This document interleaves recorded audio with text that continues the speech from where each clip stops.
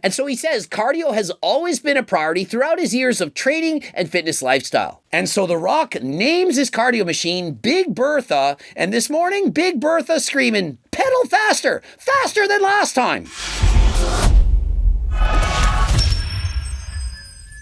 Coach Greg, and in today's video, The Rock needs to do cardio.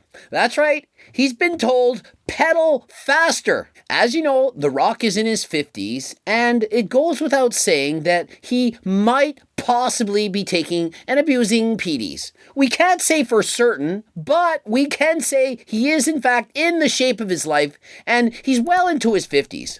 And in case you didn't know, testosterone levels, they decline with age. And so it's very unlikely that you could be in better shape in your 50s than you were in your 20s and early 30s. And so The Rock, he went to Instagram, made a wonderful post. And in this post, he states what he's doing. 7 a.m. cardio on an empty stomach, 25-minute interval. Average 135-ish heart rate. And so he says cardio has always been a priority throughout his years of training and fitness lifestyle. And so The Rock names his cardio machine Big Bertha, and this morning, Big Bertha screaming, pedal faster, faster than last time. And so what this is actually doing is oftentimes machines will have a setting. If your heart rate drops below a certain setting, perhaps it's 135, the machine will indicate, hey, you've slowed down. You're not going hard enough. You've backed off. And so it'll try to motivate you by saying pedal faster. And to the opposite extent, if you have a certain ceiling rate, perhaps you don't want to go above 160. If you're going too fast, it'll say, hey, slow down. If you're training very hard every single day, you're often not recovered. And just like with lifting weights, you can in fact overtrain with cardio. And so you can't race every single day, 7 days a week, above your anaerobic threshold and expect to keep improving. You will overtrain, and so you need to recover, rest more, and listen to the machine. And please listen to this and take this to heart. A lot of great benefits for you iron warriors out there keeping your conditioning tight. And so what The Rock is saying is oftentimes people neglect cardio. It's a lot of fun for many people. They go in, pick up the heavy weights, lift them up, put them down, try to get big muscles. But it comes at the expense of neglecting their cardio. And of all the muscles in the human body, the heart, that's the one that's the most important to all of us. But there's a lot of uncertainty, myths, questions that come up. People have absolutely no idea how they should be doing their cardio. And so first things first, do you need to do empty stomach cardio, and is it of any benefit if you choose to do it? The answer is no to both. You can do empty stomach cardio if you want, but there's no actual benefit that it's going to be better than doing fed cardio. The logic behind doing empty stomach cardio is that if you do the cardio without eating, you're going to burn more fat. And so regardless if you burn more calories from fat during the cardio, if you don't do it fed, at the end of the day, what really matters is, are you in a calorie deficit? And besides that, if you do empty stomach cardio and you do burn more fat during cardio, what happens is you burn less fat after. If you do your cardio after eating, you may burn less fat during the exercise, but you'll burn more after. And so it balances out. And so, as The Rock says, it doesn't matter. It doesn't matter. It doesn't matter if you do fed cardio or not, just that you get your ass in the gym and do it. Next up, it says 25-minute intervals. And what that means is he's doing some of his cardio at a higher pace and some at a slower pace. It's called interval cardio. Some people refer to it as HIIT cardio, but it's not actually HIIT cardio. HIIT cardio is when you go all out with insane intensity for a short period of time, perhaps 30 seconds, and then you go really easy for 2, 3, 4, even 5 minutes. And interval cardio, can you do it? Sure you can. Do you need to? Absolutely not. If you're just an average Joe looking to burn calories, get in shape, all you need to do is go and do moderately intense cardio, perhaps zone 2, maybe even zone 3. You don't have to kill yourself doing cardio at an uncomfortable pace in order to gain benefits. He states, average heart rate 135. Many people have no idea what an average heart rate should look like to burn fat, to get in shape. And so let's discuss this. And so he's saying, that heart rate's too low. What's the point? It's only 135. What's that going to do for you? Well, I'll tell you what it's going to do. It's going to keep him in shape, healthy, burn fat, calories, and allow him to live a long and healthy life. He doesn't have to do zone 4, zone 5 cardio. And of course, you're going to get this comment. You burn the most fat at the 130th range. No, you don't, people. You gots to stop this. People go on cardio machines and they see something that says fat burning zone. That's bullshit. Your zone for burning fat is all the freaking time. Right now, I'm in my fat burning zone. My heart rate probably 70. When you're moving, you're burning fat. When you're sleeping, you're burning fat. When you're exercising, you're burning fat. You're always burning fat. You need energy, aka fat carbohydrates, in order to move and produce power. And the lower your heart rate is, the greater the percentage of calories that can be burned as fat. As you go harder than last time, you increasingly need more carbohydrates to produce that energy. When you're going really slow, the body prefers to use fat. It's in abundance. It's very energy dense, 9 calories per gram. And so your body prefers to burn fat if it can. But as you put out more power, you go harder, your heart rate's up, you need faster and quicker energy. And so it starts to use more and more carbohydrates. And so if you're going at a really slow pace, for example, a slow walk like Grandma Josephine, 100 beats a minute, your body's burning predominantly fat, but of course it's also burning carbs.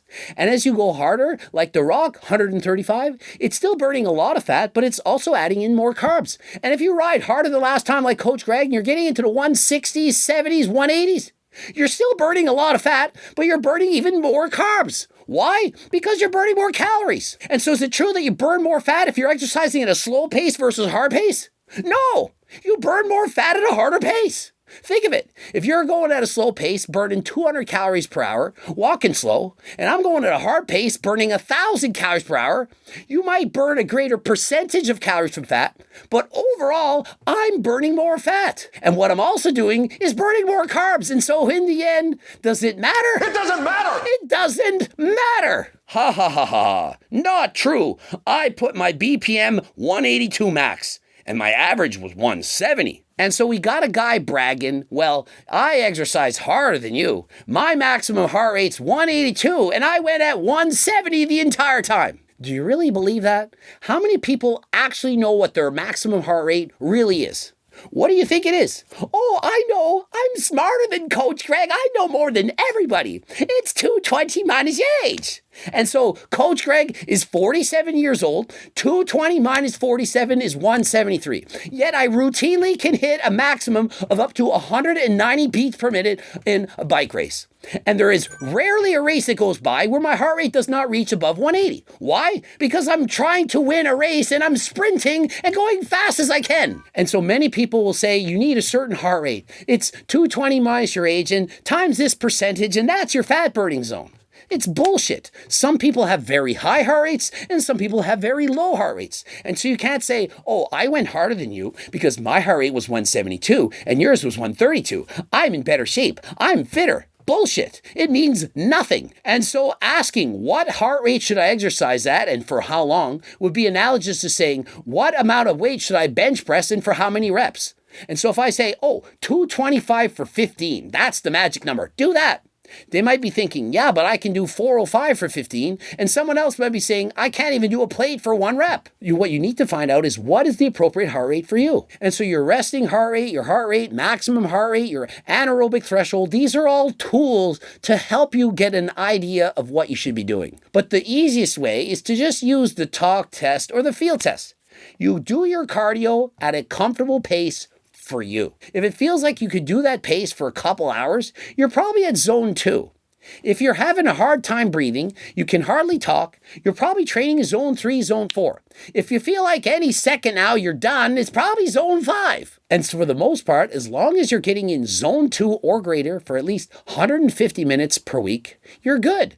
If you add in harder bouts of cardio, zone 3, 4, and 5, then you don't even need to do as much. And it can, in fact, benefit you if you're already in shape.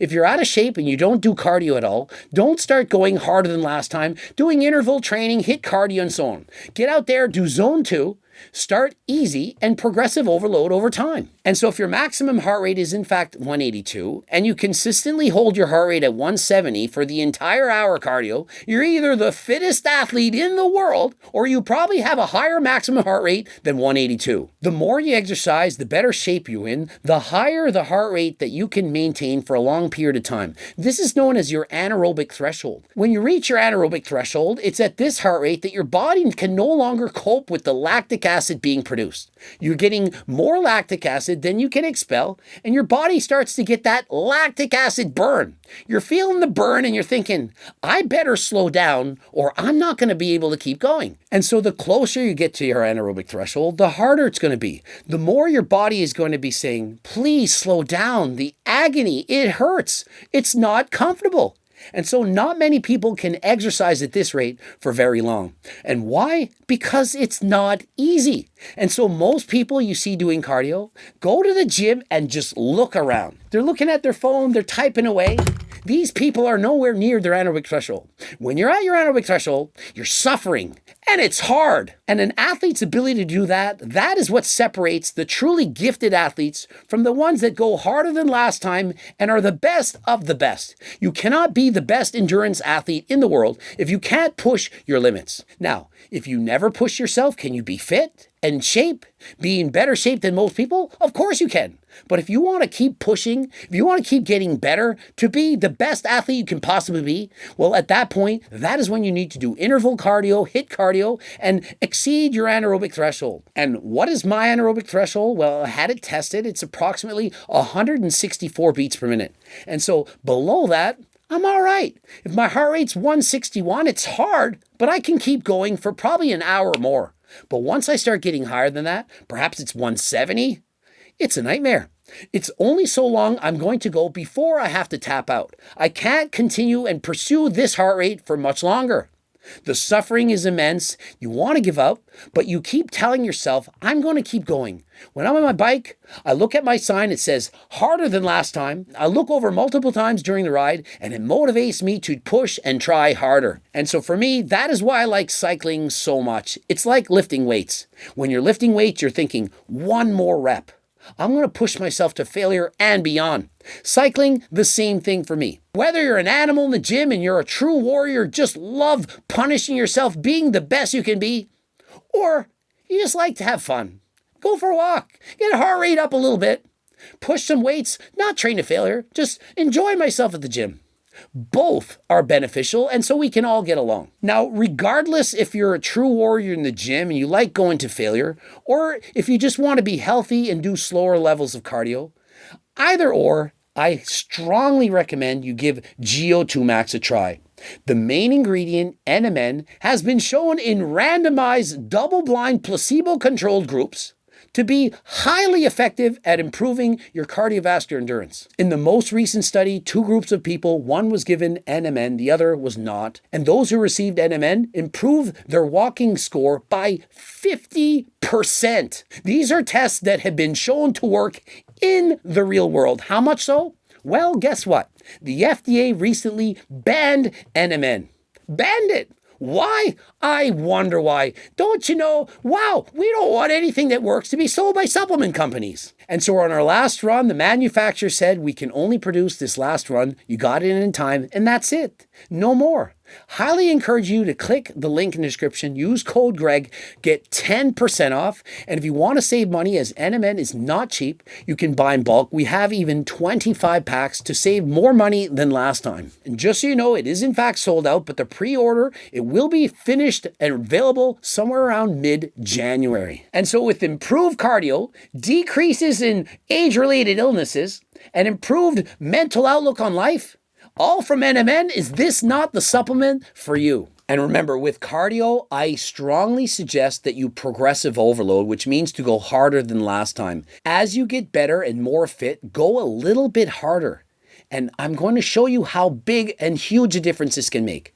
You will become a better butter burner. And what does that mean? It means you burn more calories, hence more fat, in less time. For example, I have a client who was coaching. He exercised at roughly 114 beats per minute. And remember, that's applicable to him.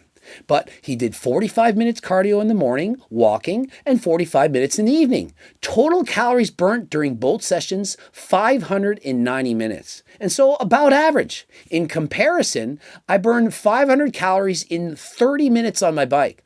And so it takes him an hour and a half, I can do in 30 minutes. And so imagine if you continue to push yourself, you can burn more calories in less length of time.